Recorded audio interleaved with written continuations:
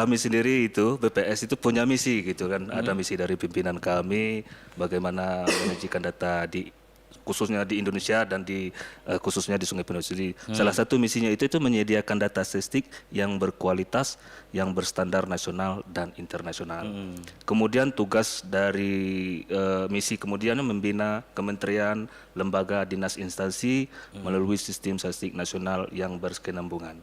Kemudian kami ingin mewujudkan pelayanan prima di bidang statistik untuk terwujudnya sistem statistik nasional.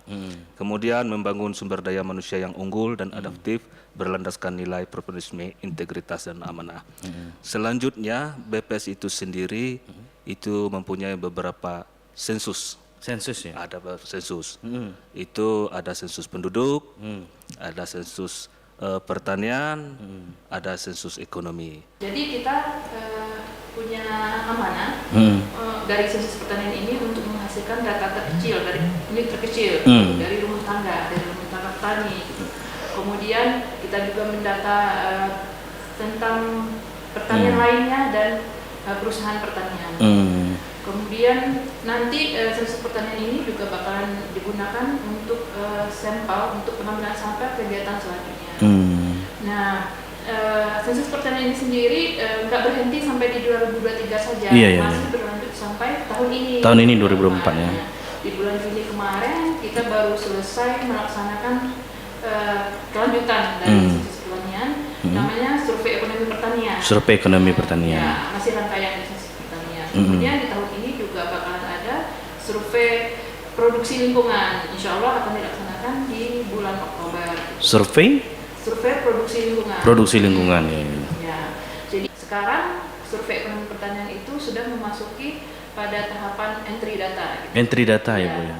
Jadi hasilnya belum bisa kita nikmati bersama gitu. Iya. Nah, yang sudah rilis itu kemarin rilis tahap pertama ya, itu baru sensus pertanian. Sensus pertanian ya Bu. Kalau untuk kegiatan sensus pertanian, kesulitannya itu biasanya karena ketika kita ke lapangan, petugas kita itu kan turunnya pagi. Nah, kalau pagi petaninya pada ke sawah, ke ladang gitu. Jadi petugas kita mau tidak mau turun di sekitar sore sampai malam hari itu.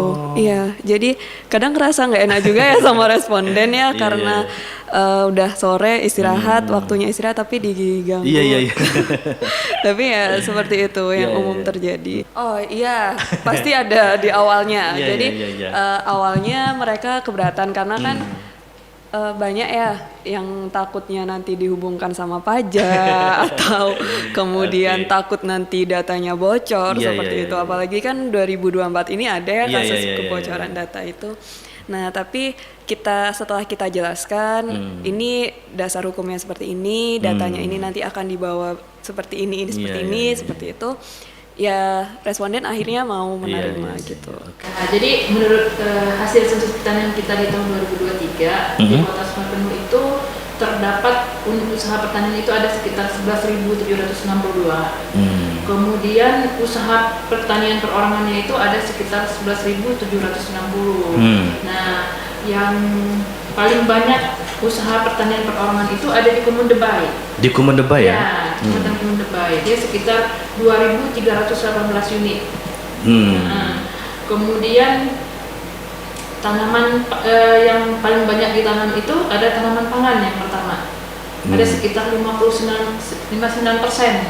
Kemudian diikuti oleh perkebunan sekitar 49%. Nah, ada yang fenomena dibilang miris gimana ya, generasi muda kita kurang tertarik berdasarkan hasil sensus pertanian umur petani kita gitu. Ternyata itu didominasi oleh petani yang 45 tahun ke atas gitu. Sementara yang produktif ya, usia produktif itu yang berusia 25 sampai 34 itu 34 tahun itu cuma sekitar 10%. 10% ya Bu yang mau bertani itu Bu ya. Iya, generasi muda kita gitu. Harapan kita bahwa petani kita nantinya sejahtera. Bahwa sektor pertanian ini apabila kita lihat ke belakang, ini sektor yang paling aman dan bertahan dari waktu Covid kemarin. Iya betul. Ini yang paling aman dibandingkan dengan sektor-sektor yang lain.